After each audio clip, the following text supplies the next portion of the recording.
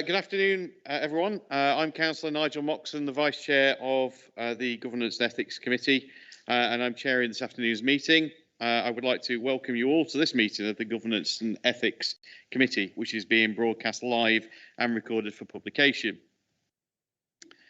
So item 1 on the agenda is the minutes of the last meeting held on the 23rd of June. Can I accept the minutes as a true and accurate record, please? Thank you very much. So agenda item number 2 is apologies for absence. Keith? Thank you, Chair. We've received 3 apologies for absence so far, and I'm just wondering, Councillor Smith, is Councillor Williamson joining as well? Are you just chasing it up? That's fine. So at the moment, we've had apologies from Councillor Payne, who's on other council business, and Councillor Allen's attending as his substitute. We've had apologies from Councillor Owen for medical reasons, and we'll have Councillor Barnfather as his substitute. And we've also had apologies from Councillor Carr. Thank you very much. Thank you very much for that, Keith. Agenda item number 3, do any members present have any disclosable pecuniary interests to declare? And do any members present have any private interest, pecuniary or non-pecuniary, to declare? No. Okay. So we move on to agenda item number 4, which is local government and social care ombudsman decisions, which is June to August 2021. Joe Kirkby, can you give us an introduction to the report, please? Thank you, Chair. The report gives details, as the Chair said, of Ombudsman's decisions June till August. The report also explains for members who are new to the committee the role of the local government ombudsman, and it may be helpful if I say that complainants have the right to go to the ombudsman once their complaint at the council is concluded. And all ombudsman's decisions are published on their website, and there's a link to the ombudsman's website in the report. There were 14 decisions made in the period covered by this report, and Appendix A gives details of all those decisions. 8 were closed after initial inquiries, and full investigations were completed in 6 cases, and Appendix B gives all those decisions in full detail. 5 cases related to adult social care and health, and one of those was a public report which is in the public domain, and there's been a press notice about. There's also attached to the report the action plan in relation to that specific public report. So that's the actions that the department are taking in response to that report.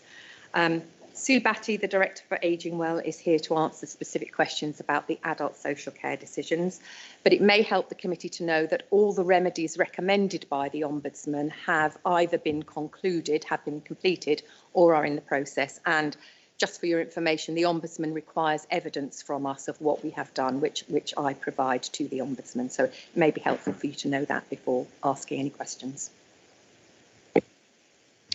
Thank you very much for that, Joe. So I formally move the recommendation included on page 12 of the agenda. Do I have a seconder, please? Yes, Mr. Chairman, I'm happy to second the recommendations and reserve my right to speak. Thank you very much. Okay, so I'd now like to invite views and questions from members, please. Okay, so we've got Councillor Allen, just got there first, so.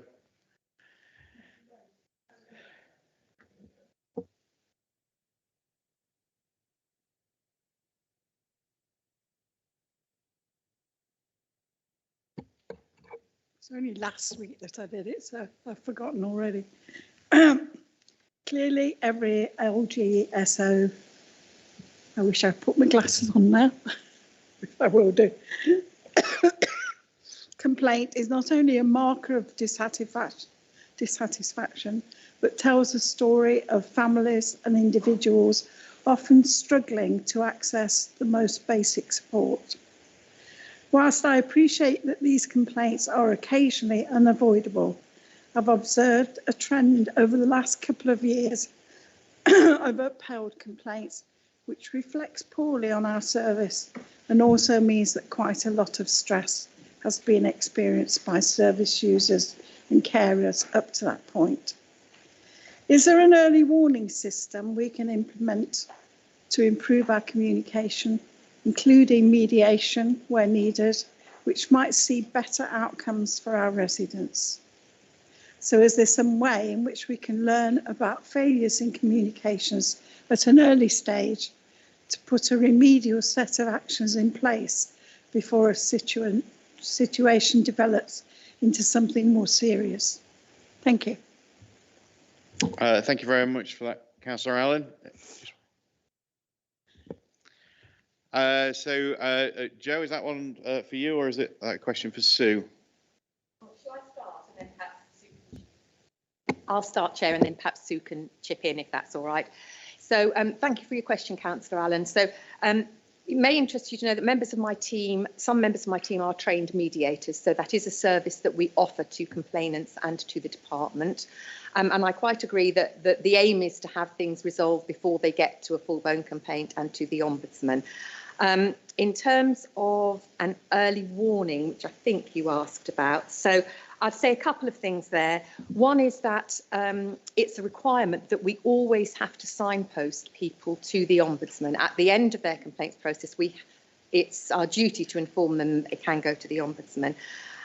The other thing I would say, and then Sue can comment for her department, is that the next report on the committee's agenda does show that this council's uphold rate of Ombudsman complaints is actually the lowest of statistical significant authorities. So whilst I don't wish to minimise the fact that we can always do more and we would always try to resolve people's issues, I think that demonstrates that the work of the complaints team together with operational colleagues in trying to resolve issues is of some value, because we perform quite well compared to other local authorities.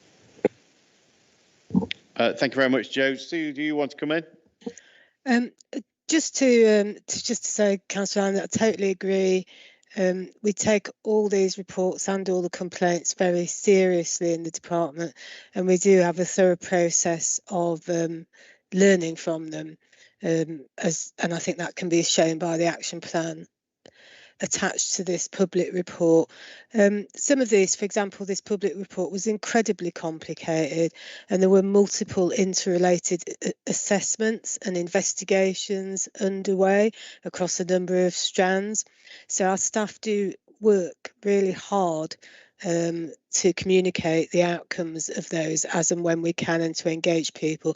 But there are a number of very different views often in some of these very complex cases. And whilst there was fault found because the care home did not follow the guidance before they stopped this person visiting his mother, positively we'll say that there was a lot of positives there in the practice of our teams in how they managed the number of different assessments and decisions made, and put Mrs. D at the heart of that. So just to summarise, we take these very seriously, but there also in this case was some good practice identified as well, which was heartening. Thank you very much, Sue. Does that answer your question, Councillor Allen? Any other questions, Councillor Butler? Thank you, Mr. Chairman. I have a couple of questions with regards to the second Ombudsman's report, the one that starts on page 5. This is plainly a difficult case, Mrs. D and Mr. C. Now, on page 32 of the yellow pages, under the recommendations, it's in paragraph 71 in particular, it says what the Ombudsman is wanting the council to do, one of which, second bullet point, is to pay £650 compensation, for want of a better word. But then at the beginning of the report, on the summary, which is the Appendix A, Appendix A, it says in the financial remedy column that £650 was rejected by the complainant. So he's, for whatever reason, has chosen to reject it. Maybe it's not for our business to know why, but he must have his reasons. But is there anywhere else the complainant can go, or is that literally the end of the matter in that case? And then, secondly, on the same case, again on the recommendations page on page 32, it's in the second paragraph under recommendations. It says the council must consider the report and confirm within 3 months the action it has taken, etc. Has that happened, or how does it happen, or how do we know it's happened, and who does it? Please, hope that makes sense. Thank you. Joe, do you want to answer that? Yes, the complainant has rejected the offer of payment, and in fact the Ombudsman's report does signify that he will do that. In the Ombudsman's decision, it does mention that he's signalled that. He has, of course, in common with anyone else, really, got the right to go through some kind of legal process if he wishes to do so. But so he could either, in theory, issue some kind of proceedings against the council, or indeed the Ombudsman. If someone disagrees with an Ombudsman's decision, the only way they can challenge that is by judicial review, if that helps you, Councillor Butler. So in terms of the report to the Ombudsman will see that it's coming to this committee. I have told the Ombudsman that the report comes to this committee, so that's part of what they require us to do with public reports. And the action plan that is attached to your report will be provided to the Ombudsman. The Ombudsman requires us to give evidence about what we've done and what we propose to do. And I've confirmed to the Ombudsman already that a letter of apology has been sent, and sent them a copy of the email where the complainant is rejecting our offer of the financial settlement. That's very helpful, because one of the queries I had was whether this meeting we're having now is part of that process. So plainly it is. So thank you. Thank you very much, Councillor Butler. Councillor Barnfather. Yeah, thank you, Chair. I'd hate anybody listening to the report of this committee to think from Councillor Allen's comments that suddenly we were prone to huge numbers of complaints and findings against this council in respect of the way of which it discharges its duties and its obligations to our community. The next item on the agenda clearly shows that in terms of the numbers of complaints referred to the Ombudsman, that actually we are below, dare I say, the average, if you look to benchmarkers against our peers, other authorities of a similar size and nature. And when you actually look at the report that we're currently considering, it would seem that there were 14 referrals dealt with during this 3-month period, of which only 6 of them actually resulted in the Ombudsman making any sort of a ruling which could be considered to be critical of this authority in any way. And I think we have to put that in the context of the fact that we have a population in this county of, I don't know, 870,000 on average, something like that sort of figure. And I apologise if I may be a couple of hundred out there. 870,000 members of the population of Nottinghamshire, of which every one of those, whether child or adult, has some interaction with this authority, whether just walking down the road and you're walking on our pavements, crossing a road, you're crossing our highways, driving down a road, you are potentially encountering, a difficulty. One of the findings in here, I think, relates to a pothole. So 870,000 population, and we actually had 14 complaints in a 3-month period that it was felt necessary to go to the Ombudsman, of which only 6 resulted in some sort of a criticism of this authority. Now, I would say on those maths, and I'm no mathematician, but that's pretty good statistics and shows how well we deliver our services in Nottinghamshire and how well we actually respond in the first instance to any form of complaint, which means it's unnecessary to continue with a referral to the Ombudsman. Thank you, Chair. Thank you for those comments, Councillor Barnfather. Are there any other questions from any members? Councillor Butler, oh, you've already spoken anyway, so right. So if there's no more questions, have you got anything to add, Joe? Or No, I'd just like to thank Councillor Barnfather for his comments, and it is the work of my team together with colleagues around the council to try and resolve things as promptly as we can. Thank you. Thank you very much. So we'll now move to the vote on the recommendation included on page 12 of the agenda pack. All those in favour? I think that's unanimous. Thank you very much. Okay, next on the agenda, agenda item number 5, Local Government and Social Care Ombudsman Annual Review Letter. Again, hand over to Joe to introduce the report. Thank you, Chair. I won't go into great detail because it's been referred to already, and I've mentioned something in it, and Councillor Barnfather's also referred to it. So it's just to confirm that this is an annual letter the Ombudsman sends to all councils, of varying types of councils, and about their performance. All the statistical information is available on the Ombudsman's website, and in fact anybody can go and look at other councils' performance and see how they've done.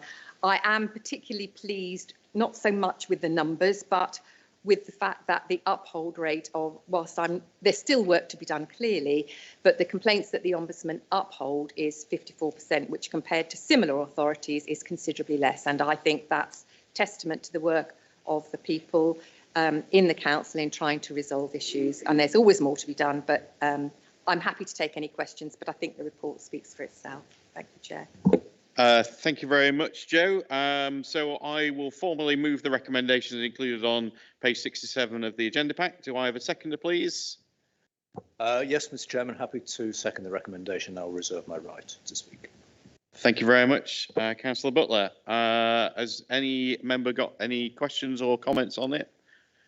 Councillor Allen. Don't forget your microphone. Helps, if more important, the glasses. Thank you very much. It's great to note that as an authority, Nottinghamshire's percentage of upheld complaints is significantly lower than the average, and reassuring that we work so closely and have implemented 100% of the recommendations of the Ombudsman. I won't say that. My comments from the first item stand though. By the time an issue reaches LGSCO, considerable distress has been caused. What more can we do to ensure that every resident is getting the assessment or the care that they need at the right time and with the best interest to the forefront? Thank you very much for that, Councillor Allen.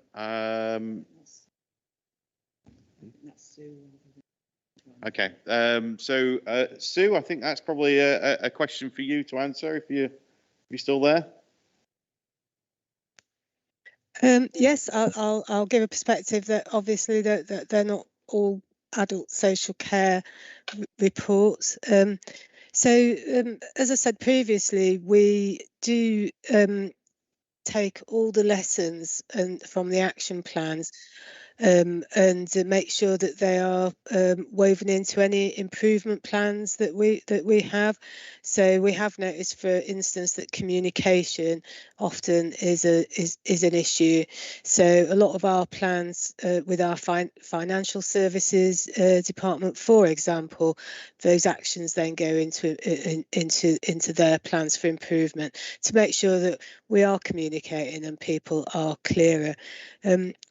It is a very difficult area, adult social care and health, where there's often people with different perspectives about what's best for their family, and we do take every opportunity to work together with people and their families to get that right. But sometimes we are working in some very complex situations where people's views simply, they don't concur. So having the complaints system, is a valid way to take those through and up to the Ombudsman. But we do take every opportunity we can to resolve issues before they get to that point. Thank you very much, Sue. Anything to add on that, Joe? Does that answer your question? Thank you. Anybody else got any questions? Councillor Butler, you reserved your right to speak. Yeah, thank you, Mr. Chairman. Well, I think just really I want to build up on Councillor Barnfather's comments from the previous item that whilst there would never be any accusation of the council's staff or officers or members being complacent, you again just have to look at the number of complaints that the Ombudsman had referred to him, which is 65 for a whole year. And of course, today, perhaps understandably, we're talking a lot about adult social care. But of course, Ombudsman's complaints against councils aren't just about adult social care and health. And you can absolutely understand why some families may feel the need, because we've read the case notes and the report. But there are lots of other things that this authority does. Dare I say, roads and highways, for one example, being high profile, which people are often commenting and complaining about, and most of those are dealt with by our own way of working internally. So whilst it's never nice to have to see that we've had cases referred to the Ombudsman, I think in the greater scheme of things, as I say, without being complacent or disrespectful to people who have found a need to raise a complaint, I think this council does a good job. And especially in the last 18 months or so, with all the difficult circumstances we've all been facing. Thank you. Thank you very much, Councillor Butler. I couldn't have summed that up better myself. So, no further words needed from me. Anybody else before we move to the vote? Okay. All those in favour of the recommendations? I think that's unanimous. Okay, so we move on to agenda item number 6, which is statement of accounts 2020-2021. So I hand over to Glenn Bicknell to introduce the report. Thank you, Chair. I think we can all agree this is the main event of the afternoon. So ordinarily we'd be bringing the final version of the statement of accounts for approval to this meeting, but the external audit process is still ongoing. It's nearly there, but not quite there, which John Gregory, the director from Grant Thornton, will update us on later on. So this report seeks approval for committee to delegate the responsibility to the Section 151 officer in consultation with the chair of this committee to approve the statement of accounts on completion of all of the external work, which will hopefully fairly shortly. Fingers crossed. So I've been given the dubious honour of trying to summarise Nottinghamshire County Council's statement of accounts, a 100-page document in 5 minutes. So let me just try and get the slideshow on the screen. There we are. Councillor Owen did instruct me to keep to 5 slides as a maximum, but seeing as he's not here, I've added an extra 3 in. So there's 8 slides, but I'll go through them fairly quickly. The first slide is an apology really of how complex and how long the statement of accounts are. It's nearly 100 pages, and the reason for that is we have to comply with the Accounts and Audit Regulations 2015, and we also have to comply with the Local Authority Accounting Code of Practice. So everything that we disclose in the statement of accounts is disclosed because we're required to disclose it. We don't add any notes in that aren't required. About 4 years ago, there was a telling the story initiative that SIPFA embarked upon, which was trying to streamline the accounts of local authorities.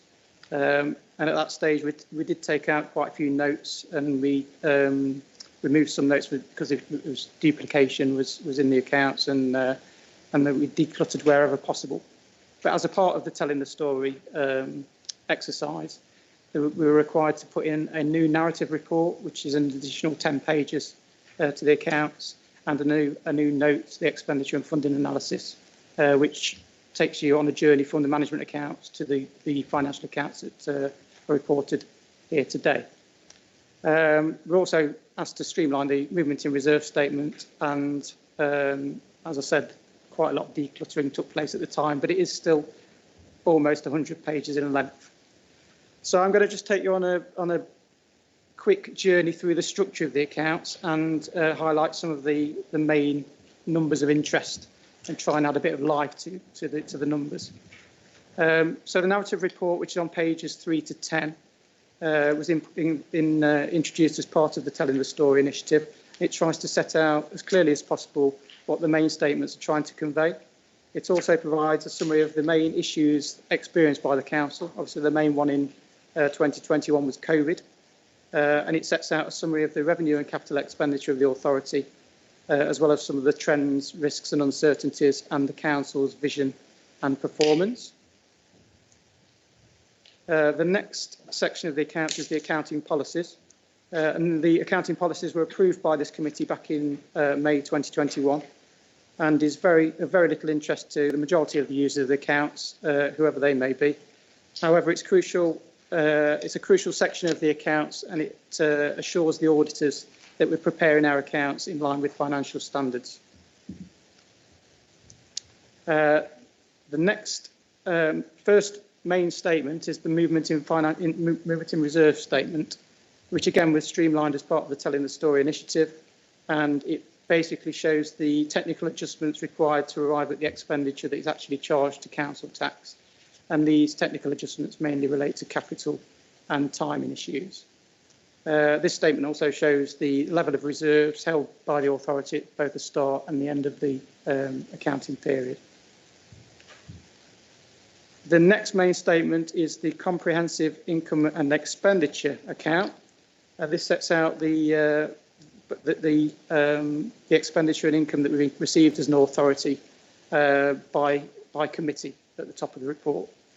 So you can see that the total gross expenditure incurred by committees of this authority in 2021 totaled £1.2 billion. This was funded by £685 million worth of specific grants and contributions, which leave a net cost of services of £548 million.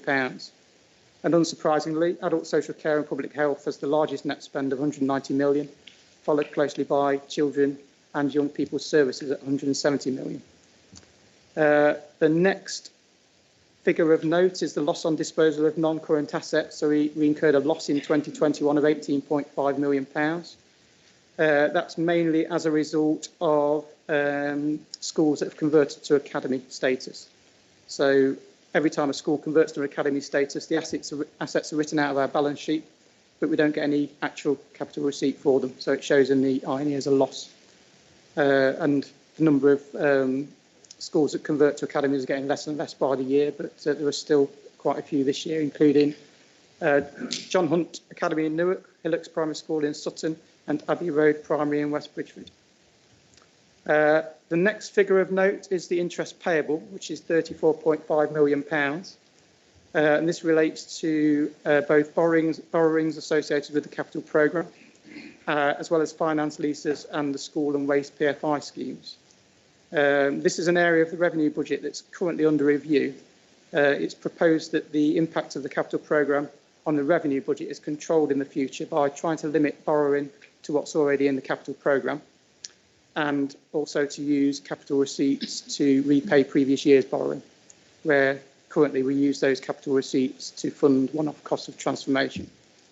So hopefully, if we can control the capital programme and use capital receipts to repay borrowing, that will minimise the impact on the revenue accounts. So the main source of income for the council is the council tax income of £388.2 million, and the income from non-domestic rates of £124.8 million. You will have seen that the income we get from council tax and non-domestic rates has increased quite significantly over the last few years. And one of the main reasons for that is highlighted in the general government grants figure of £44.4 million. Within that is the revenue support grant, which in 2021 was £7 million. If you go back 4 or 5 years, the revenue support grant was £90 million. So you can see that's been reduced significantly. And that's one of the reasons why we have to raise more income through council tax and business rates, and obviously make savings. I think the council's made around £300 million of savings in the last 10 years. Finally, on the the INE is the capital grant. So we received £64.8 million worth of capital receipts in 2021. The majority of these, £41 million, in fact, related to the Department for Transport and D2N2 funding to support projects on our highways and flood alleviation projects. We also received a further £10 million from the DFE and from developer contributions to fund school places and school improvement projects. Moving on to the balance sheet. The balance sheet, at the top of the balance sheet, you can see that the authority's got £1.4 million worth of plant property and equipment. £644 million of that relates to land and buildings. Of that £644 million, £430 million relates to schools. And if you add on the caretakers' houses on top of that, you can see that more than 2/3 of our land and buildings assets relate to schools. The next biggest number there is infrastructure assets with £599 million. And this includes the valuation of our county's carriageways, footpaths, cycle tracks, bridges, street lights, street furniture, etc., which are all valued at historic depreciated cost. There was an initiative 2 or 3 years ago to change the way that they're valued, which would have meant that the value reached something like 9 billion. But fortunately, that got canned. Long-term borrowing, £497 million. So everything that's approved into the capital programme and is funded by borrowing, this borrowing relates to that expenditure, and it relates to expenditure over the last 40 or 50 years. So it's again, it shows the impact of the borrowing on our revenue budget. Our revenue budget, in the end of the day, we've got £497 million worth of long-term borrowing to service every year. The biggest figure on the balance sheet is £1.5 billion, which is our pension liability. And this liability relates to the pension obligations that we hold as an authority. The rules surrounding the pension means that we will hold sufficient provision to fund these obligations as and when they arrive. So there's no need for pensioners to get too concerned at this stage. And finally, on the balance sheet, we've got reserves. So we've got usable reserves of £241 million. This is made up of a risk-based general fund balance of £32 million, which more detail of that is set out every year in the annual budget report to full council. The school statutory reserve, which is purely to fund expenditure at schools, is £28 million, and we've got £36 million insurance reserve as well. The remaining earmarked reserves of £141 million. If you wanted to find out more detail behind that figure, note 33 to the accounts provides a breakdown of the £141 million. And we've also got unusable reserves, which generally relate to capital and timing adjustments. And as their name suggests, they can't be used to fund additional expenditure incurred by the council. We're nearly there, you'll be pleased to know. So after the main statements, we've got the notes to the account. So if you wanted to find out any more detail behind any of the numbers in the INE and the balance sheet, you can go to the notes to the accounts, which will provide further detail. And in conclusion, so the draft statement of accounts was published on our website and certified by the Section 151 officer on the 9th of July, which was ahead of the statutory deadline of the 31st of July. And the external audit of the accounts is currently being finalised. And John Gregory, Director of Grant Thornton, has put together a short presentation just to set out the initial findings from the external audit process. And I shall try and get your presentation up, John. Thank you. Yeah, this is going to enable me to do my best Chris Whitty impersonation here. Next slide, please. Looking good. How's that? Excellent. First of all, before I kick off, can I introduce my colleague, Zach Francis, his first trip out to the county, although he's been managing your audit for a few months now. and he's had to come a good deal further to get here today than I had to. Yeah, as Glenn has said, we're just in the final stages of finishing the audit at the moment, and this has actually worked to your advantage today, because those of you who have been on the committee before will be aware that we tend to produce a very detailed and dense 40 to 50 page document, our audit findings report. Well, I'm pleased to say we have written that report. It is currently with officers being reviewed, but it wasn't available in time to circulate today, and we definitely didn't want to give it to you at the last minute. So instead of that, what you're getting is a very short presentation, and I've literally got 3 slides with content on, which will talk you through the things that you need to know on this. I think the other thing that I need to emphasise is that we're actually talking about 2 separate audits here.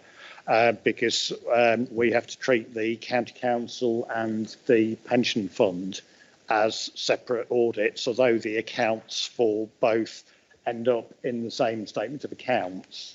I have to give separate opinions on them, which means separate audit files, separate audit fees, and so on. And therefore we've basically got, if I could have next slide, please, Glenn.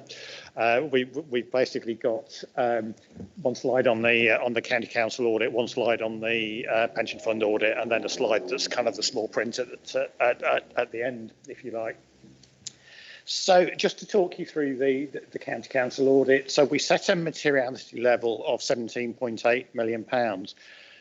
For those of you not familiar with materiality, it's basically a concept that both it guides what testing we actually do in our audit. So we will tend to only audit those things in the accounts which are above that level of materiality, or where there's some other particular reason, like they're kind of more sensitive numbers. For example, senior officers' pay disclosures in the accounts is something that we regard as more sensitive. And it also then, when we get to the end of the audit, if we found any errors, we then use materiality as a benchmark to decide the significance of the error and whether it could lead to us actually qualifying our opinion on the accounts. And it's basically based on a percentage of the essentially the authority's turnover. Those of you who were on the committee when we brought the audit plan will recall we set out in the audit plan the significant risks that we take into account in carrying out the audit, and these are the 3 for the county council. The first one is mandated by auditing standards. We have to say there is a significant risk of management override of control. So this could be Nigel or anybody else, without casting aspersions, obviously, on anybody present, seeking to override all of the internal control framework that is in place to manipulate the accounts. You could see this in the private sector, where there might be more an incentive for the financial results of a company to be manipulated. If, for example, it fed into somebody's bonus or something like that. Much less of an issue within the world of local authorities, but nevertheless something we have to consider. So we carry out work on some of the main areas which are more susceptible to manipulation. That's primarily journal transactions, and also areas where there are sort of significant estimates and significant judgments that have been made by management in putting the accounts together. Ppe Valuation, so that's going back to the massive numbers that Glenn quoted for your land and buildings, investment properties, etc. We see that as a significant risk, partly because it's a big number, and partly because there's also a significant element of estimation involved in estimating those values. Similarly with the net pension liability, which was another figure that Glenn drew your attention to. I know that it's the single biggest number in the accounts, 1.5 billion, and again based on a huge number crunching estimation process carried out by the actuary on your behalf. So those are the areas that we treat as significant risks. Obviously, we also ascribe a particular risk level to other elements of the accounts and carry out our work accordingly. So, in terms of the findings from the audit, we haven't had to request any changes to the numbers in the main financial statements, so that's always a good sign. There's nothing that we have requested management to change either in the statements themselves or in the supporting disclosures where management have declined to make those changes. Some changes to the disclosure notes, and I mean, just to give you a bit of a feel for that, I'll bring Zach in at this point. Zach, if you can just give the members a feel. Yeah, sure. Yeah, thanks, John. So as John said, the numbers haven't changed in the accounts, but there have been some disclosure changes. So just to draw your attention to some of the significant ones in the accounts that have changed. So firstly, the draft accounts contained a material uncertainty note in note 4, which tells the user that some of the figures in relation to property valuations are uncertain and there's a material uncertainty around them. That was due to the pandemic largely, and it came in last year when, you'll remember, in March 2020 the pandemic was the onset and there was a lot of uncertainty in markets. So we've done some work this year. We've consulted the relevant guidance and had discussions with the valuers and established that is no longer the case for this year. So the council management have agreed to remove the disclosure for this year, and that brings the council in line with other local authorities as well. So that's one significant change. Next, there were a couple of errors with the employee remuneration disclosures, and they were in note 44. So the exit packages table included some incorrect figures for the 2019-20 comparator year, and those will be updated to reflect the true position. And also the salary banding disclosed for one of the corporate directors' place was incorrect, and that will be amended too. Next, in the Debtors Note, which is note 19, the council there is required to disclose separately its gross debtors and its impairment allowance, which it calculates for its bad debts. And we found that the gross debtors were understated by about 13 million, and correspondingly the impairment allowance was understated by the same amount. So there's just an adjustment there to be made for 13 million. That does net to nil on the balance sheets, which is why the main statements don't change. And then finally, there were a couple of presentational issues in note 27, which is your financial instruments note. So that note sets out the value of financial assets that the council has. Now, financial assets are a kind of a specific concept in accounting standards. Namely, they are those assets which are either cash or there is a contractual right there to receive cash. So the council had omitted to include cash within the financial assets note. So a small disclosure will be put in to rectify that. And additionally, prepayments were in the note, and they shouldn't be because they're not a contractual right to receive cash. So another small change there to a disclosure. There were several other small changes, but nothing to draw out for this meeting, but they will be detailed in our audit findings report. Thanks, Zach. And just to go back to the slides there, so yeah, that's some changes to disclosure notes. Small number of control recommendations. We've been discussing with management around improvements to processes around journal entries. There was something as well around sort of being in a position to provide us with sort of clean listings of debtors and creditors transactions for testing, which is something that's been a bit of a thorn in our side this year. So basically where we've got to is we are proposing an unmodified audit opinion, unqualified, and unlike last year's, it won't have the emphasis of matter in there, which drew the reader's particular attention to this material uncertainty on property valuations. As has already been said, we're just about there with the accounts audit. I think once again we can blame COVID for just making the process a bit more long and drawn out. The fact that we're trying to do the audit remotely. I mean, there haven't been any sort of major sticking points. There've been a few difficulties around things like the debtors and creditors listings that I mentioned, but generally good cooperation from officers and no issues there.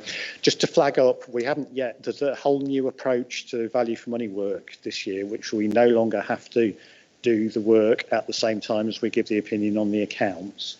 We've got to do that within 3 months of giving the opinion on the accounts. So although we've actually done sort of most of the background work for that, we aren't yet reporting that. That will be reported to you in a separate document called the Auditor's Annual Report, which is an exciting new thing this year.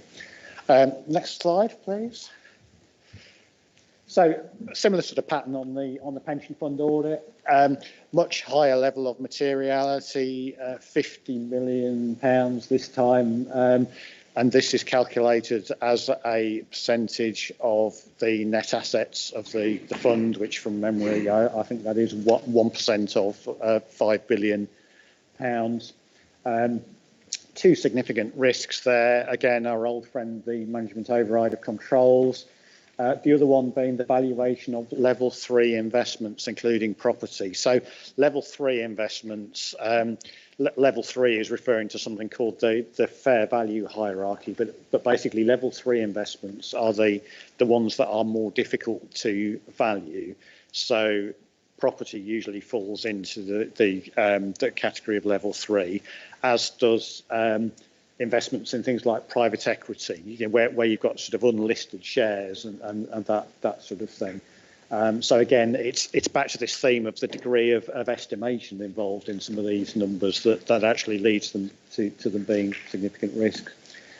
Similar pattern of findings, so no changes to the main statements, no unadjusted errors. Some changes to disclosure notes. I mean, one particular one that I'll just mention on the pension fund. It's a bit of a flavour of the Financial Reporting Council at the moment around the requirement for the accounts to disclose critical judgments and significant estimation uncertainties.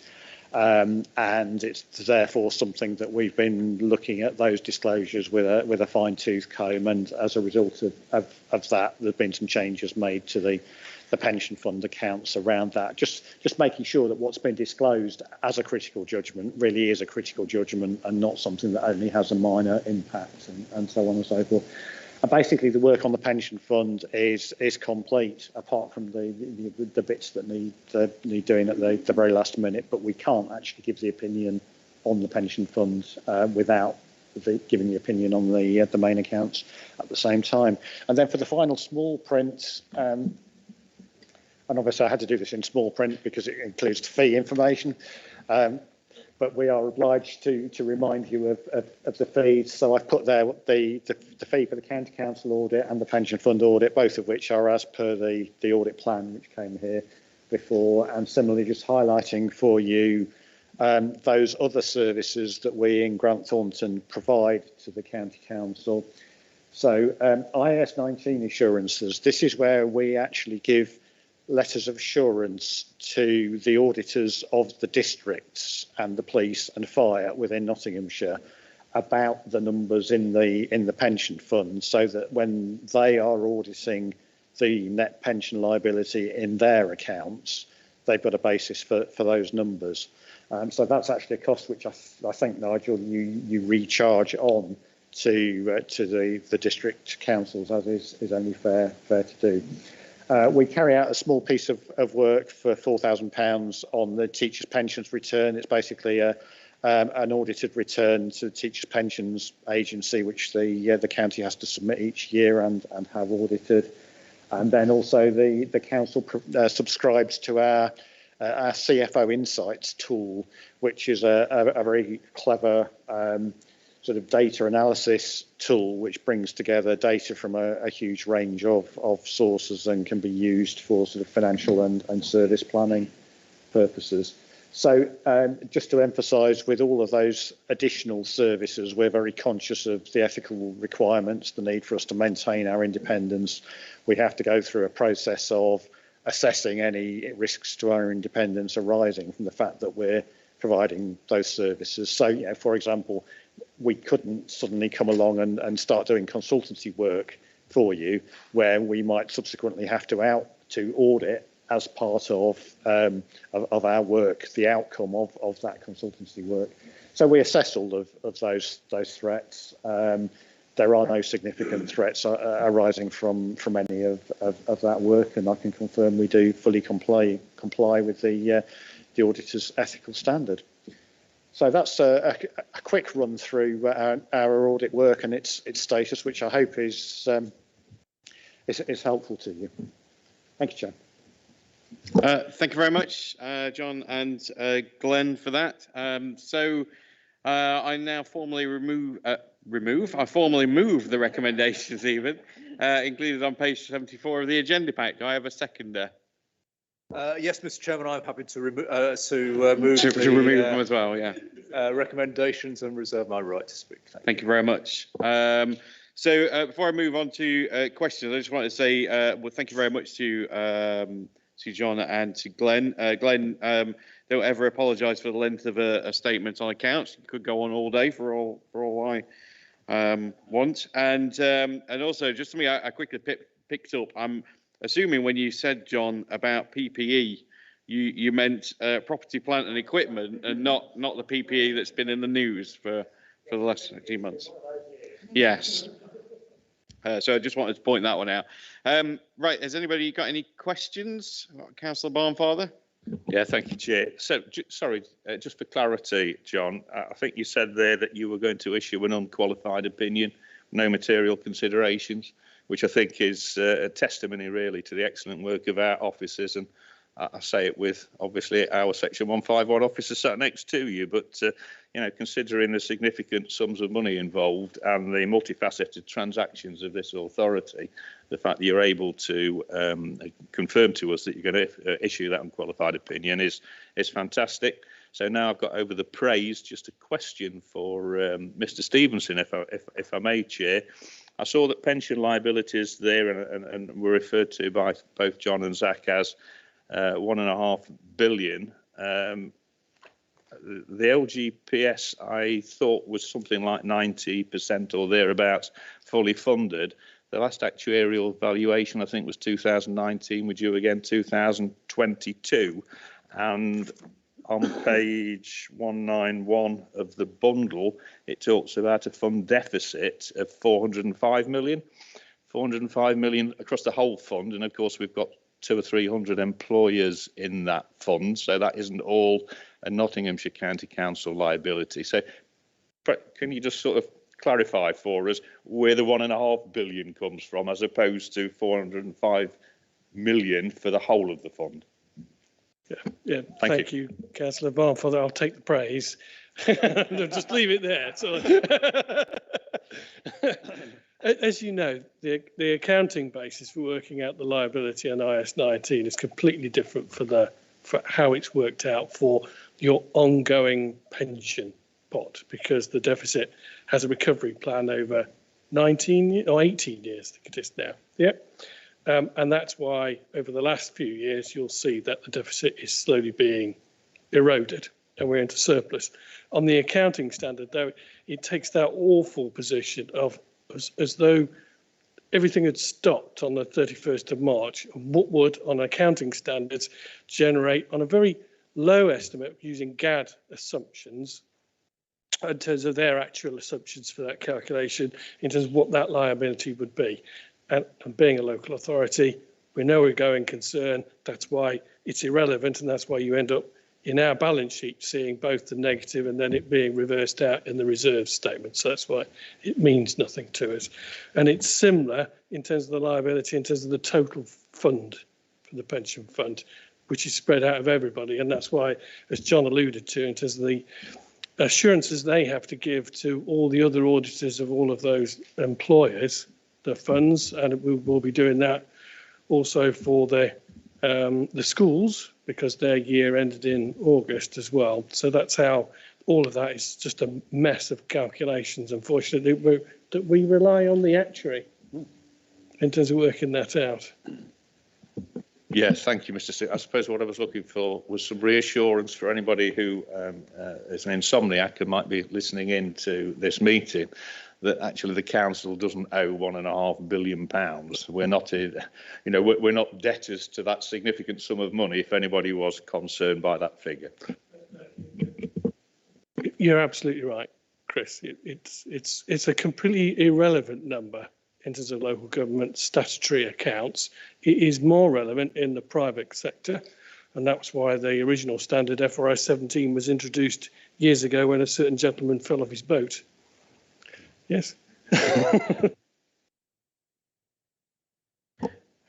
you very much for that, Nigel. Any other questions? Councillor Butler, you reserved your right to speak.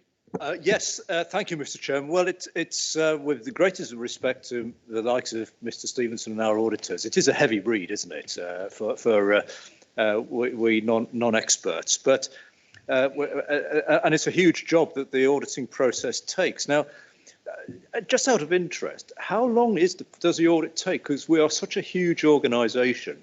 I do wonder whether, as soon as we finish one audit for 1 year, do we sort of start the process again for the following year? I genuinely, I'm not sure of the answer to that. And also for people like myself who can't pretend to be experts on this, if people read nothing else in this report, start reading the from page 6, the trends section, because if you want to be reminded of just what happens in this county and the council, and the demographics and the makeup and all the positive things of Nottinghamshire, as well as some of the challenges.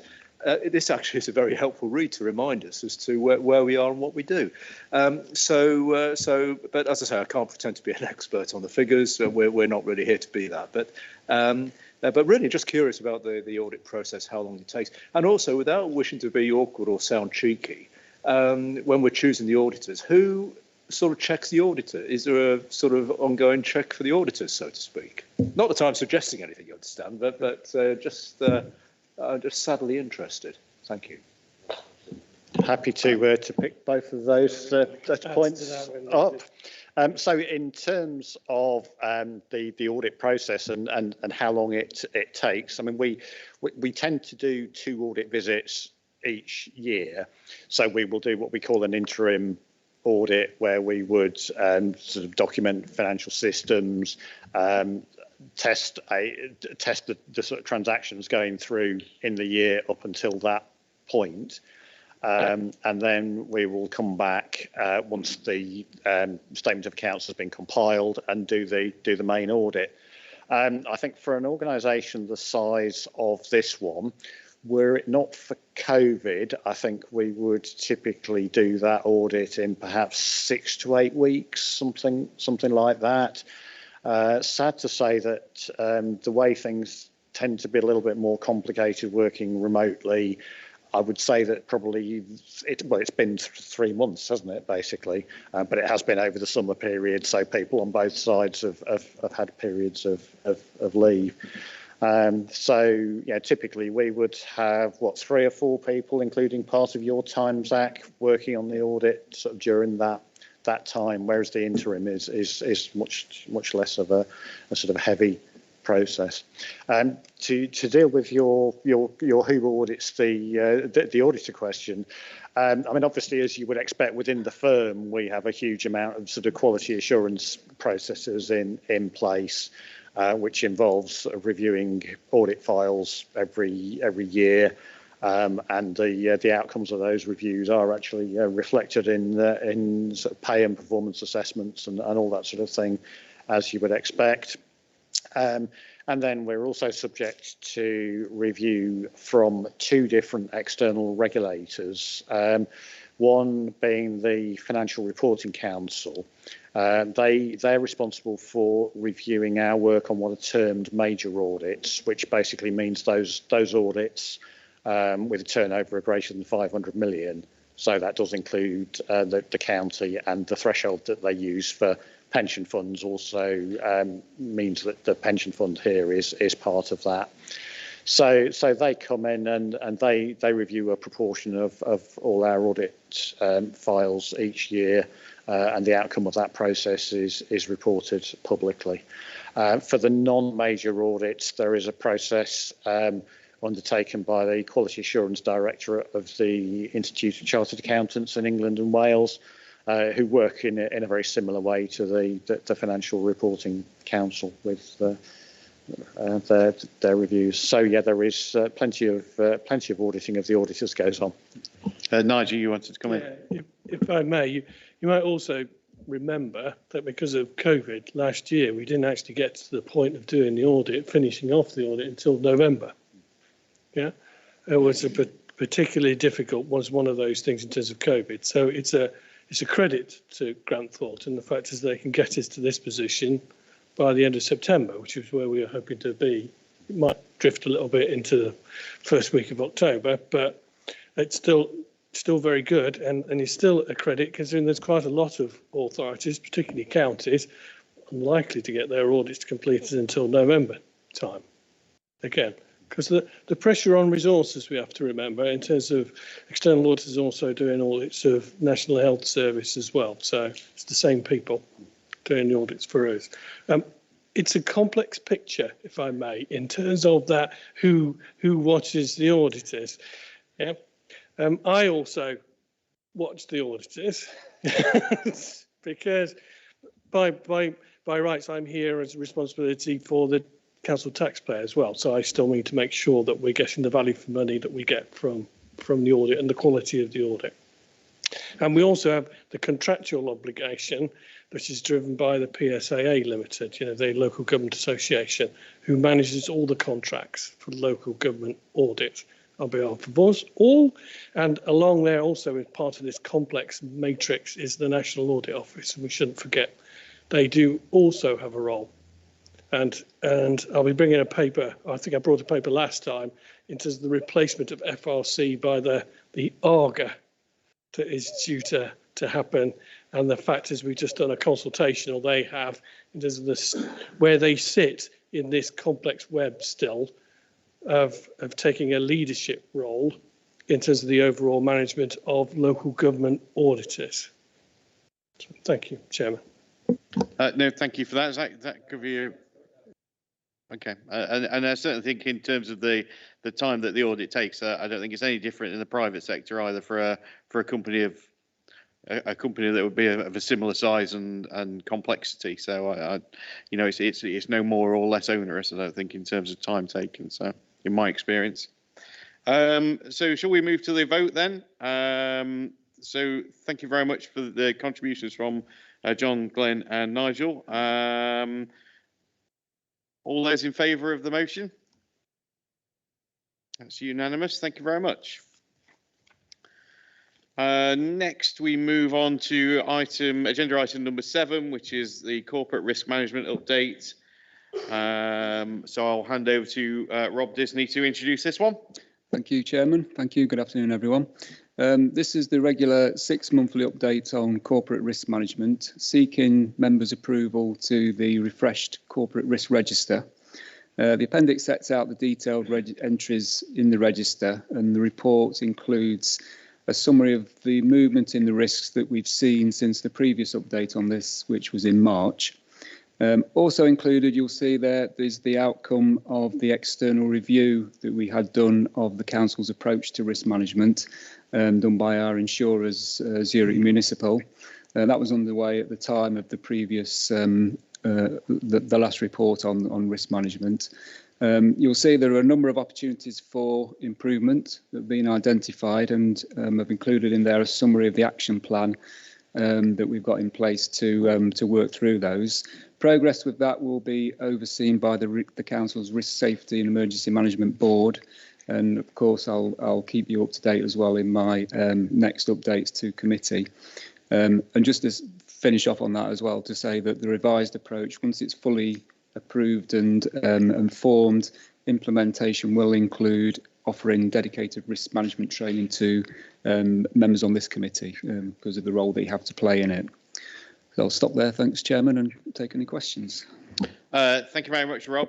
So before we move on to questions, I'll formally move the report and the recommendations on page 209 of the pack. Do I have a seconder? Yes, Mr. Chairman, happy to second the recommendations. I'll reserve my right to speak. Thank you very much, Councillor Butler. Do I have any questions? Councillor Henry. Yeah. Thanks, Mr. Chairman. How do we identify any up and coming risk, not only to the authority, but also to our residents? For example, we've had the, do we have any advance warning to the issues around the gas increase prices and also the issues that we are talking about now around the petrol issue? Do we have any warning about that?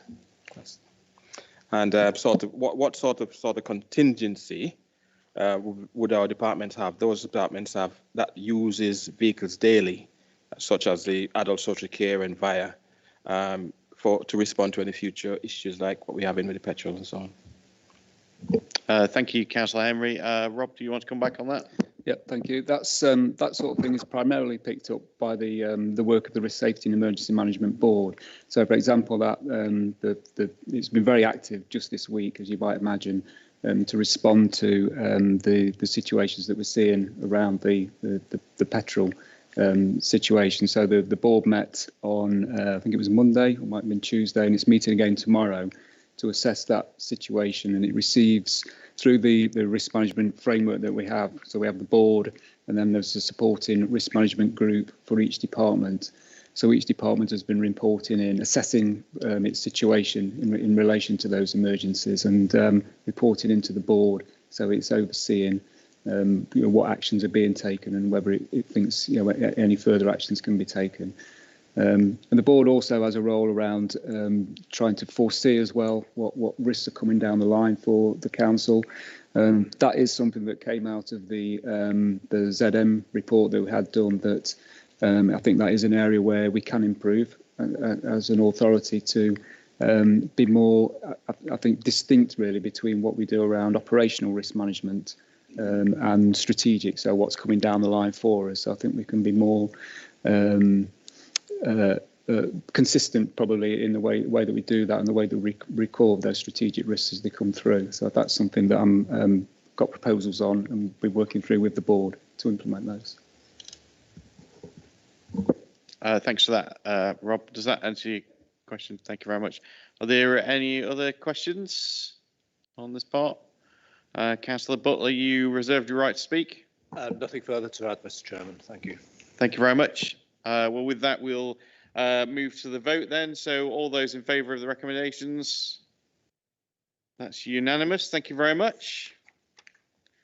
So we'll move on to agenda item number 8, which is the Internal Audit Term 2 plan for 2021-22. Rob, it's over to you again. Thank you, Chairman. Yeah, this is the latest update from Internal Audit on its planned coverage of council systems and processes. It's in the current Term 2 period. That runs from August through to November. So you'll spot straight away we're part way through that just at the moment. The committee schedule didn't really work for us, I don't think, over the summer in terms of getting this to you in advance of the term starting. So we are clearly already engaged on some of these audits, but the audit plans are nothing if not flexible. So if there is a need to flex what we're doing on those, then that's we're always prepared to do that. Your comments as well, if you do have any, will feed in a timely way to the Term 3 planning that we've got underway as well at the moment. That will be coming through to you in the next committee in November, and that will kind of put us back on track really in terms of the schedule. You'll see in the report that we've set out, we've recently revised our planning approach to what our coverage should be of the council systems. We've tried to bring in more of a blended approach really between a more traditional approach to audit planning. That tends to drive our coverage of core processes, so things like the payroll system, accounts payable, accounts receivable, that sort of thing. And trying to blend that with a more of intelligence-based, forward-looking topics for us to cover. Both of those, I think, are essential to a rounded internal audit service. and you'll see the detailed plan is set out in the report, and it includes the rationale really for each item's inclusion and which strand of that planning each item's come from. As always, we've consulted with senior managers on this and the corporate leadership team in putting it together. I'm joined today as well by my audit team manager, Simon Lacey, who's sat behind me somewhere, and we'll both be happy to take any questions that you might have. Thank you, Chairman. Thank you very much, Rob. So before we move on to questions and comments, I'll formally move the recommendations included on page 222 of the agenda pack. Do I have a seconder for that?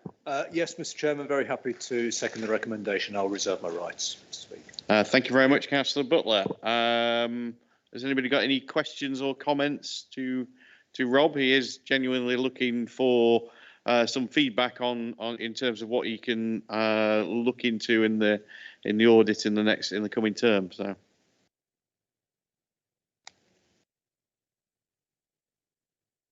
No.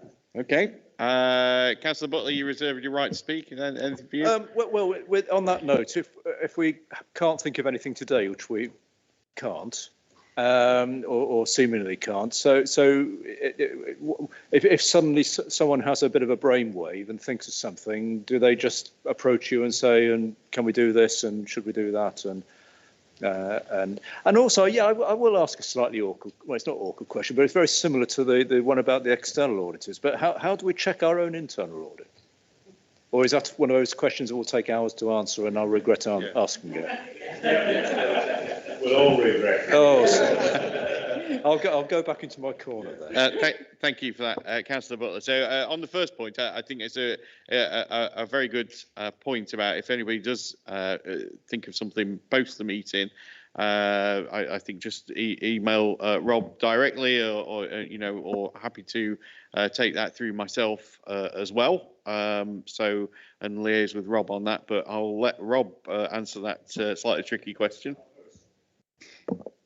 Yeah, I've got a fairly brief answer, so don't worry. Yeah, just to confirm, I mean, all channels, in terms of any ideas you have for coverage, all channels are open, really. So just confirm that, Councillor Moxon.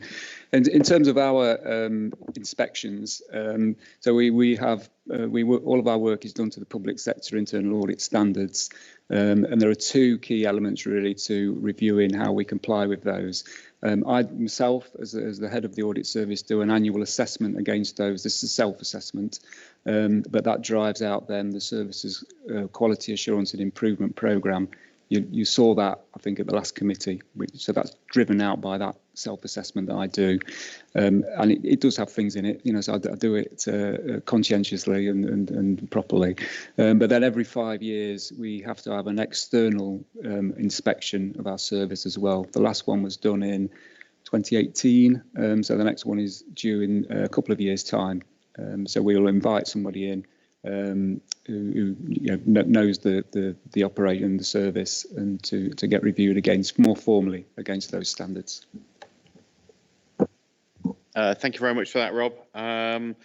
So if there's no other questions on this, we'll move to the vote. All those in favour of the recommendation included on page 222? That's unanimous. Thank you very much. Okay, we'll move on to agenda item number 9, which is the annual fraud report for 2020-2021. Again, it's over to you, Rob. Thank you very much. Thank you, Chairman. Yep, the annual fraud report is part of the Council's strategy for countering fraud and corruption. It sets out the Council's experience of attacks over the past year, and in the context of what we know nationally about the threats that exist for public authorities. So it provides the basis then for updating our fraud risk assessment and our arrangements that we have in place to mitigate those risks. Thankfully, the vast majority of employees, partners, suppliers and service users bear no fraudulent intent against the Council. The levels of detected and prevented fraud remain very low for us, just a fraction of what we spend as an authority. Nonetheless, we're absolutely right, I think, to remain alert to the threats and to maintain our zero tolerance stance against it, because every pound lost to fraud obviously is a pound that you can't spend on delivering essential services to people of Nottinghamshire. Make you aware, the chairman has complemented this report with a media release highlighting the collective efforts of a range of teams across the council who are engaged in this activity on a daily basis. And I'm joined today, Chairman, by a couple of colleagues. Again, Simon Lacey, who I've just introduced. Simon's also our fraud specialist in the team, and he leads on putting this report together. I'm also pleased to say I'm joined by Gareth Johnson, who's the council's parking enforcement manager. I think we picked up at pre-agenda that there's likely to be some interest in the work that goes on around the blue badge fraud. And Gareth will be able to provide a bit more context around that and take any questions on that aspect of the report. So with your agreement, Chairman, shall I ask Gareth to just say a few words about that side of the work? Thanks, Rob. And thanks for the opportunity to explain how we tackle blue badge misuse in Nottinghamshire. Very briefly, the blue badge scheme underwent a significant step change 9 years ago, and the Department for Transport, in partnership with the 140 local authorities across the country, developed a single national database of badge holders in conjunction with a high-tech badge design that's very difficult to copy convincingly. Prior to this, it was a real mismatch. You would have had all the authorities would have had different administrative systems, different designs of badges effectively. So there was no way for enforcement authorities to know whether the badge was legitimate realistically without contacting the issuing authority. So whilst each higher tier local authority can issue a badge, they are valid nationally and provide, as we know, generous parking exemptions for those with significant mobility problems. These include for up to 3 hours free on single or double yellow lines and usually free parking into council car parks. I should add Nottinghamshire County Council only owns one car park, which is New Street at Retford. The rest of the car parks are provided by the districts and borough councils. The rules of using a blue badge are very simple. For the exemption to be claimed, the badge holder must be present with the vehicle, although this does mean that a non-badge holder can park in a disabled space and then go and pick up the badge holder, which does make enforcement sometimes quite difficult. In terms of numbers, there's approximately 2.5 million badges in circulation nationally in 2020. That's an increase of 0.8 of a million over the last 25 years, which presumably reflects the ageing population of the UK. In Nottinghamshire, including Nottingham City, there are 50,000 badges in circulation, but as I mentioned, it's a national badge, so anybody can come in and use our exemptions. The national database means that approved local authority staff can check any badge displayed, and this provides information on the badge holders and their contact details. So what we effectively do in terms of enforcement is that we have the civil enforcement officers will check badge details on site if they're using exemption, if they're parking in a disabled bay or on double yellow lines. They'll call the back office, which is based up in Ashfield, and they will call the badge holder on the number given against the badge. If the badge holder is at home or they're not with the badge, then we'll instruct the civil enforcement officers to issue a penalty charge notice to the vehicle, which is £70 basically. Because as I mentioned earlier, you cannot be exempt from parking unless the badge holder is with the blue badge. So it's not simply the badge that gives you the exemption, it's the badge holder having the badge. This type of enforcement is commonly used across the UK because it's quite simple basically. We have concentrated blue badge enforcement days. We make sure we've got a large number of staff in the back office ready to take the calls when they come through. It can be quite an onerous task. A lot of black badges being checked by the officers across the county at any given moment. A lot of phone calls being made to people, and we do obviously reassure people that it's in their interest. Genuine blue badge holders have no problem with this. You know, they want to make sure that we're checking the blue badges for misuse. Typically, we catch about 5% of people with these blue badge days. So 1 in 20 blue badges are being misused. And the main type of misuse, well over 90%, is somebody using a relative's blue badge. It's often gran or granddad's badge left on the mantelpiece or the like, and somebody will just pick it up and use it. And sometimes people using it don't even realise that they've committed any sort of offence in doing so. They think that's a legitimate thing to do. We've been doing them again recently. We didn't do any during lockdown. Parking was fairly free and easily available across the county. But recently, just to give you a flavour of what goes off, we've done 150 checks in the last couple of weeks. 6 penalty charge notices issued. So it is not a major issue, I don't think, going on. And obviously, the civil enforcement officers, if they do see anything suspicious on any day, they can call us and we will make those checks for them. So in summary, we do enforce using penalty charge notices. We also issue warning letters to the badge holders. We remind them that it is a serious offence. We've never issued a second warning letter to anybody. So they've never seen the need to go forward with formal prosecution from that stage. It appears that this fairly low level of civil enforcement is reasonably effective. And I don't professionally believe that we've got a major problem in predominantly rural county.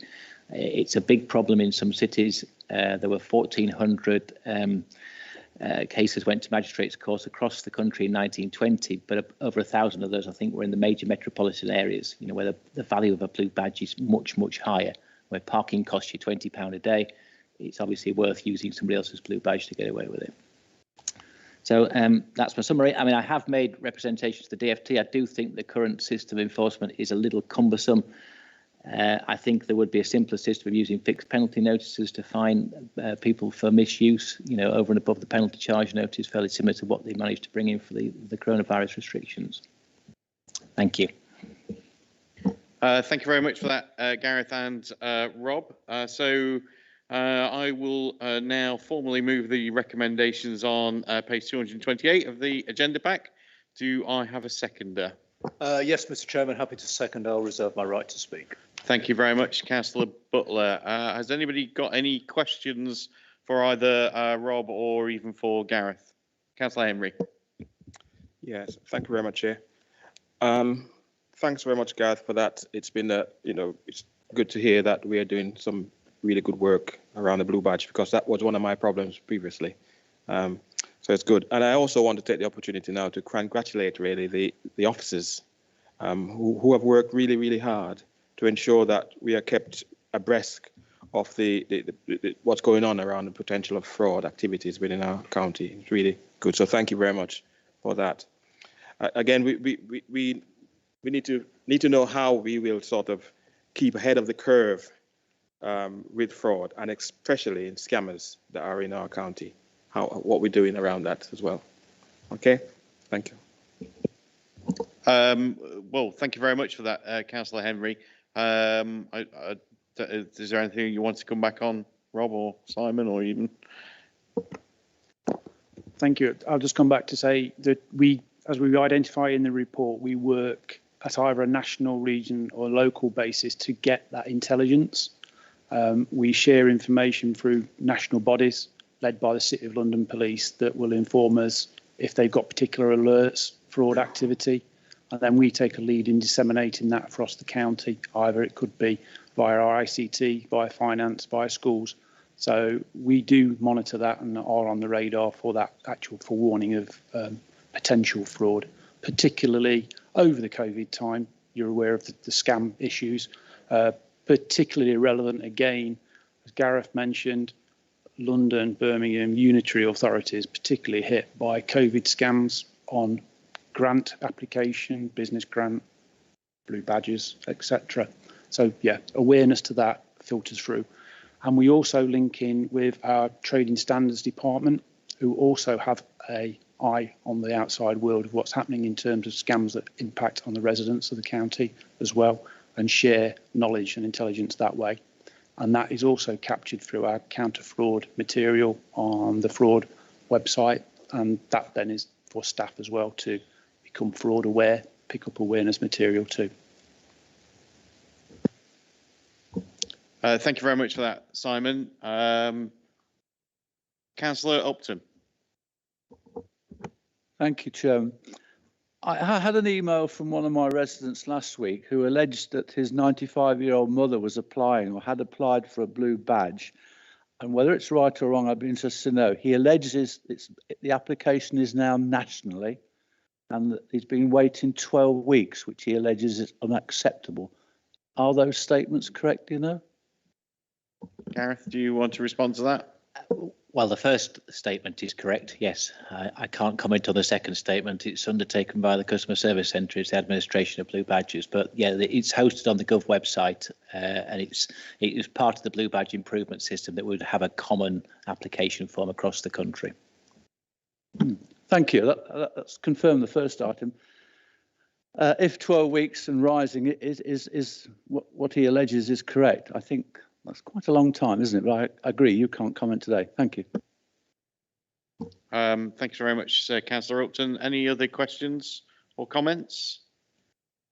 Councillor Butler, you reserved your right to speak. Thank you, Mr. Chairman. Well, just going back to the blue badge issue, I think the vast majority of the population find misuse of things like blue badges really, really annoying, and they feel a real sense of injustice and something should be done and all the rest of it. And looking at our figures here, it's good to see it's relatively low in Nottinghamshire. But out of interest, if it's a member of the public who is convinced that someone down the road, for example, is misusing a badge or is misusing a relative's badge, but they don't see them doing it, if they're minded to, they want to do something about that, they want to shop the person, for example, are they? Is there? Do we take any notice of that sort of thing? And then secondly, the other important item on here is the mention of cyber security, and very interesting and worrying, but sadly not surprising to see the comment that there are numerous daily attempts for cyber crime and all the rest of it. And I know most of us individually receive things most days as well, sort of text messages and emails and all the rest of it. So just a lesson there to be vigilant. But just interested about the third party, if it exists, reporting of potential misuse of blue badges. Gareth, do you want to answer that one? And I don't know whether Rob wants to come in on the cyber. Sure. We don't have a whistleblower page, or something similar. Some councils do have that, and I would imagine, yes, we would take it seriously. We do get intelligence from other authorities, particularly Nottingham City, who have dedicated blue badge enforcement teams, and we look out for number plates and that sort of thing in certain areas. So, yeah, I think it would be a reasonable idea to set up a sort of a whistleblower style page. Yeah, I just totally agree with you on the cyber security issue, that it does speak to the alertness that everybody needs to maintain, and that's what the ICT service does. You know, so it's. I think at one time we did have a figure in of the number of attacks, but it became such a large figure because it's just such a repetitive thing and something that they just know they have to cope with on a daily basis, and it as part of keeping ahead of the curve. You know, I'm sure perhaps Nigel might come in on that, but you know, there's a lot that goes on to try and as Simon mentioned, you know, gathering that intelligence about other attacks that are being seen and feeding into those networks and making sure that we're resilient to the latest attempts that people are seeing nationally. It's a very good question, Councillor Butler, because on most, the defence line stops an awful lot of that phishing emails and attacks coming in, particularly ransomware and malware sort of things. But also alongside that goes the training with staff through their GDPR training. And I know members have also had that training. Actually, just that reminds everybody that these things can still come from what you think is an innocent email with an attachment or sending you to a certain website. Before you know it, you've opened up your laptop. And again, it shows you the procedures that you have to do to actually try and close things down. But we also encourage staff to send those sorts of emails to the ICT spam site, so that they can also prevent or know how to prevent other ones coming through from that particular address. So it's just a thank you for people to vigilance, really, in terms of helping us counter the ever-growing threat that we have from cyber attacks.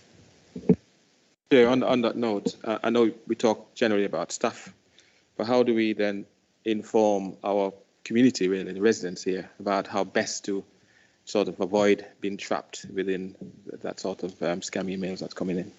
There's normally the government do send out quite a lot of warnings in terms of those things to come out. You normally get warnings also from some of the larger banks. You also have to be a bit careful in terms of what that is, but also warning you of that. I know the social media where those warnings go out to individuals about that sort of spam, and our trading standards, as Simon says, in terms of that also, they're alert to that, to actually send out material and information to our residents to be aware of those things.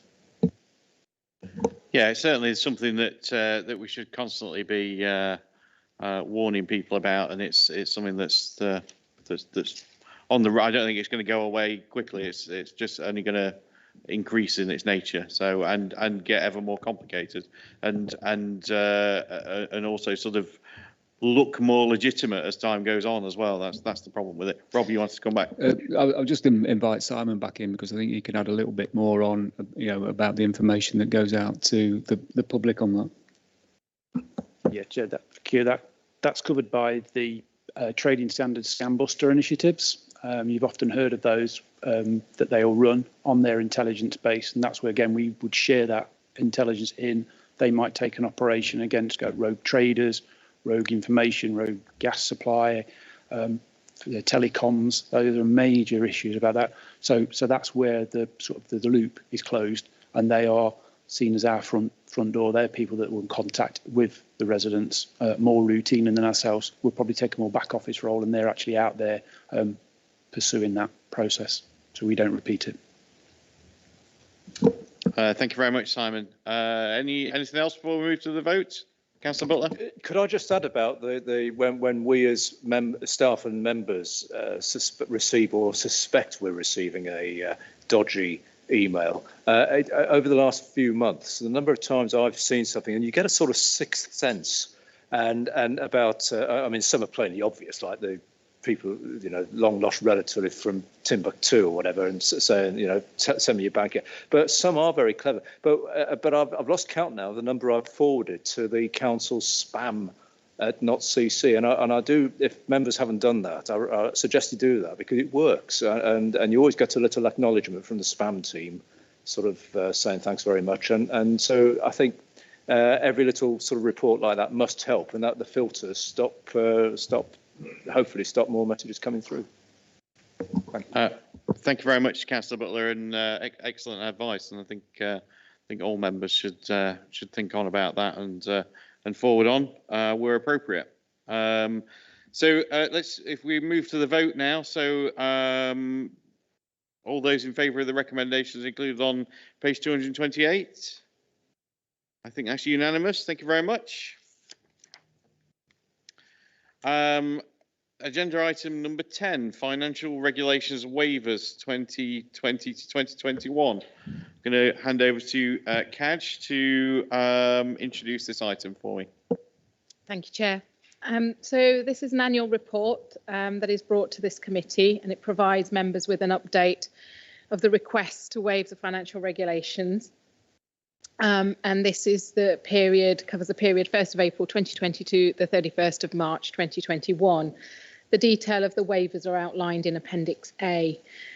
This report also provides the detail of waiver requests due to the COVID pandemic to ensure business continuity and service delivery. What I would say is that my team continue to work with departments to develop robust category strategies, inform the procurement pipeline to aid the continued reduction of waiver requests. I'll stop there and happy to take any detailed questions or comments from anyone. Thank you very much. So before we move on to questions and comments, I'll formally move the recommendations included on page 240 of the agenda pack. Do I have a seconder? Yes, Mr. Chairman, happy to second. I'll reserve my right to speak. Thank you very much, Councillor Butler. Any members got any questions on this particular report? No. Councillor Butler, you reserve your right to speak. Nothing to add, Mr. Chairman. Thank you. All right. Thank you very much. With that, then we'll move to the vote. All those in favour of the recommendations included on page 240. That's unanimous. Thank you very much. So agenda item number 11, which is the Broxtowe Community Governance Review. I'm going to hand over to Heather Dickinson to introduce this one. Thank you. Thank you, Chair. So as the report says, this is really to draw members' attention to the fact that Broxtowe Borough Council are carrying out a community governance review of its parish boundaries. Our role in that is as a consultee. I hope that the report's pretty self-explanatory, but I thought I'd just draw out 1 or 2 points. Paragraph 8 sets out the timetable for the process, and you'll see that we're just at the initial stage at the moment. Broxtowe's made some initial proposals, and they're seeking views from the local community and other stakeholders on those proposals. Paragraph 10 sets out the overall change position of the current proposals as they're set out and how they'd affect the county divisional boundaries. And you'll see that the figures are actually pretty low. They're limited to to double figures. Appendix B actually sets out more of a short description of each of the changes and how it impacts on county divisions, with the numbers of households that are affected and the numbers of electors as they stood at the time when we were given that information by Broxtowe. At the end of the process, Broxtowe can ask the Boundary Commission for England to make what they call a related changes order, which would actually make changes not just to the parish council's areas, but also to district, ward or county division areas. That's if Broxtowe ask them to. And at that stage, if Broxtowe do that, they're going to have to show that the county council has been consulted about these proposals. At the present time, we understand that lots of interested stakeholders and other groups, such as parishes themselves, are likely to make submissions at this current stage, and that might affect the proposals at the next stage, depending on how Broxtowe react to that. So as a result, we're suggesting a sort of wait and see approach at the moment, a watching brief, as it were, to wait and see what final draft proposals come forward from Broxtowe, and then we can reassess how they impact on county divisional boundaries and bring further information back to you at that stage. So the recommendation is just to register the council's interest in the matter, send Broxtowe a courtesy letter and advise them we reserve our right to come back with further comments at the next stage. Thank you, Chair. Thank you very much for that, Heather. So I'll formally move the recommendations on page 252 of the agenda pack. Do I have a seconder?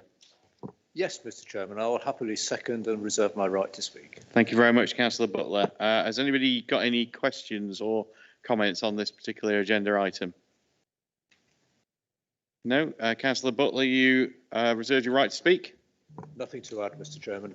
Thank you very much. So with that, then I'll now move to the vote. All those in favour of the recommendations on page 252? That's unanimous. Thank you very much. We move on to agenda item number 12, which is update on the use of resources by councillors. I'll hand over to Exerson Ware Keith to introduce this. Thank you very much, Chair.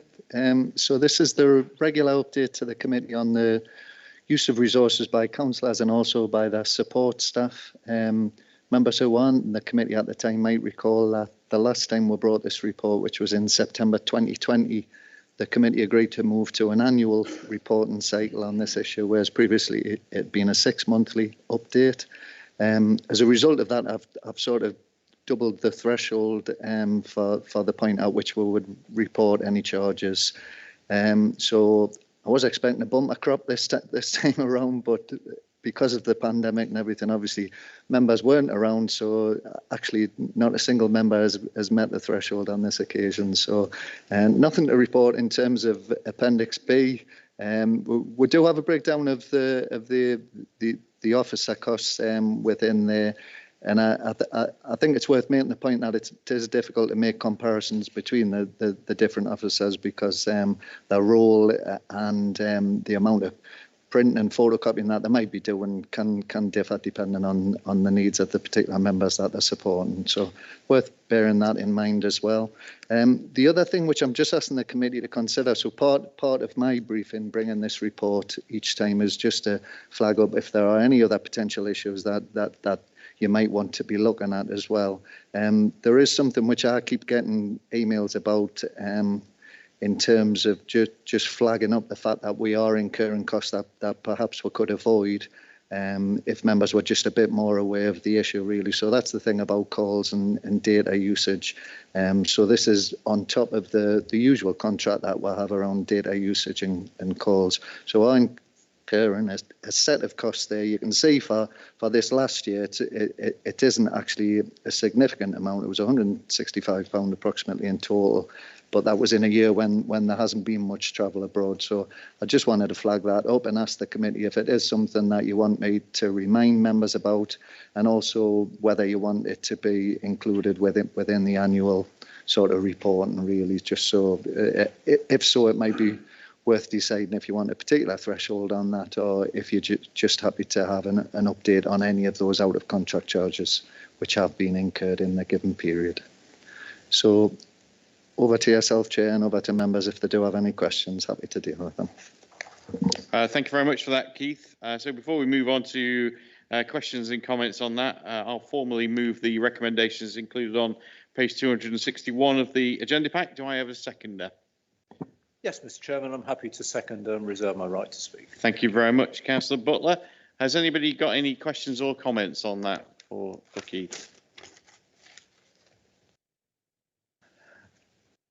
That seems to be a no.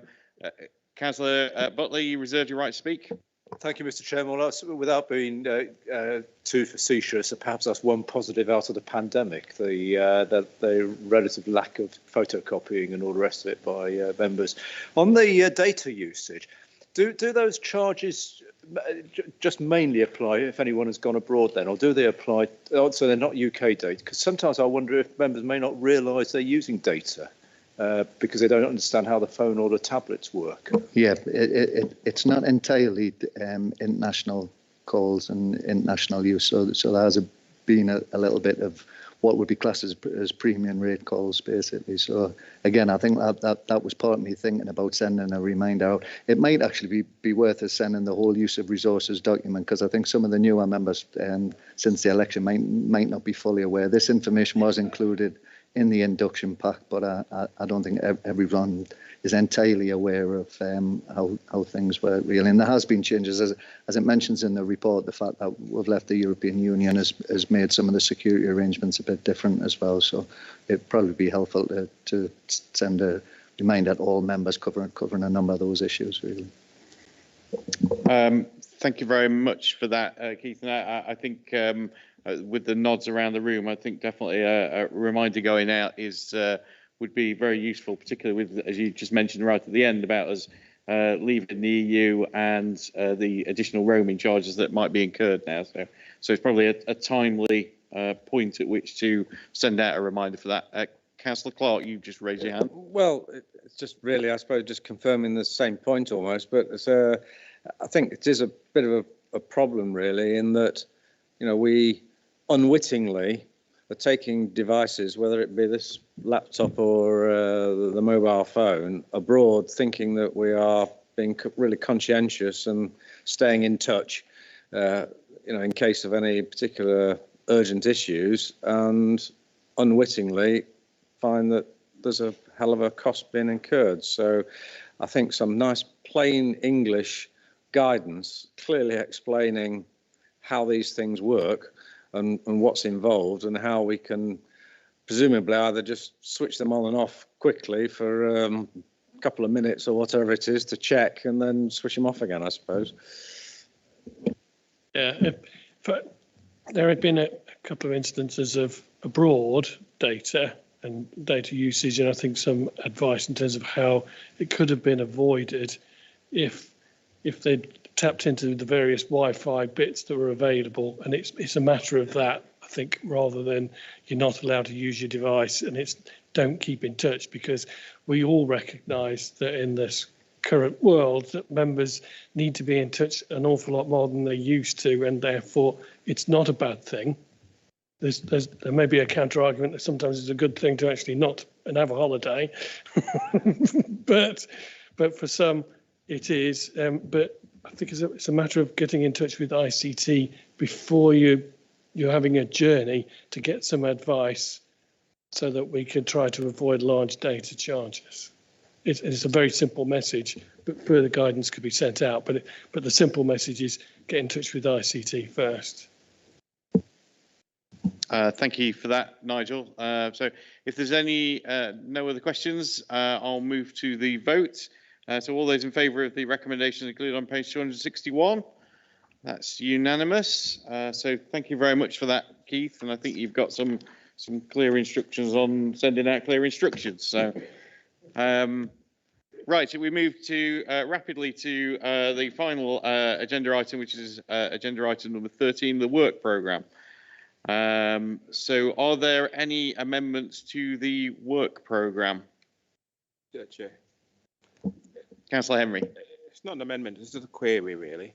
Can I make an inquiry as to the anticipated plans and associated timescales with the considering the amount of time it will take to do this work around the moving from a committee system to a cabinet system?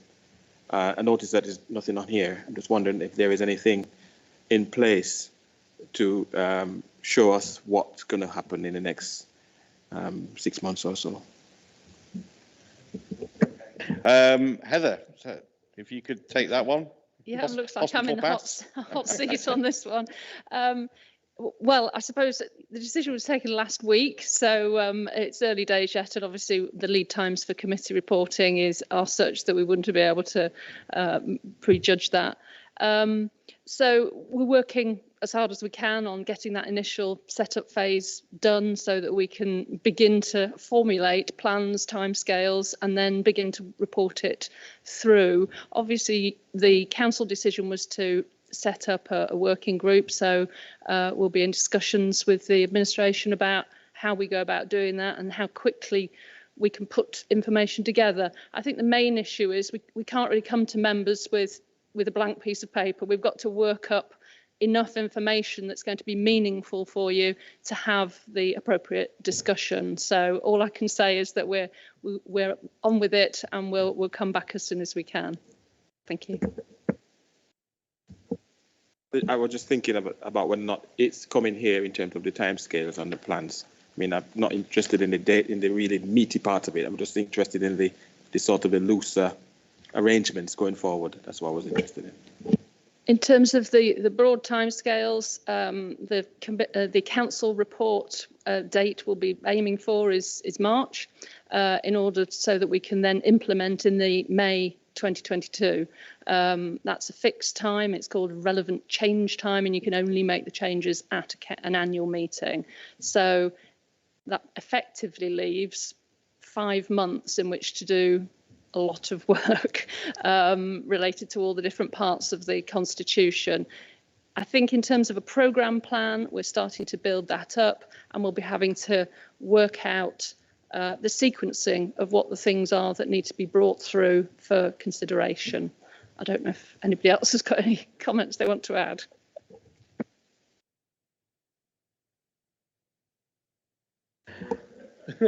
I think it's very much a work in progress, and some of these things will start to happen quite rapidly. Yeah, so I mean, this sort of stuff's going to happen very rapidly, and I think more than likely something more significant will come to the next meeting in November that will be on the work programme. Yeah, I hear what you say, Councillor Henry, and what I think we'll do is afterwards we'll work out where it fits in with the timetable so that the work plan for the committee will reflect when it comes back. Yeah, and for the various stages. Having discussed it with the monitoring officer earlier, she's very much of the view, Councillor Henry, that the working group is the vehicle for doing the work and reporting back through that as well. So with each of the groups being represented in that as well, that'll be the mechanism for informing the wider group members as to what's actually occurring as well, because a lot of the work as it's in progress won't be probably at the stage that you would want to put it in the public domain while it's still being worked up, really. So that's the thinking behind it. I think it'll be the working group more so than the committee here that'll be keeping a watching brief on it. Is there anything else? Okay, so is that agreed that the work programme as stated? It's as stated, but with the caveat you just said. Is that? Well, we'll take back with the monitoring officer, and I'll take the point that Keith raised in terms of when is it the appropriate time.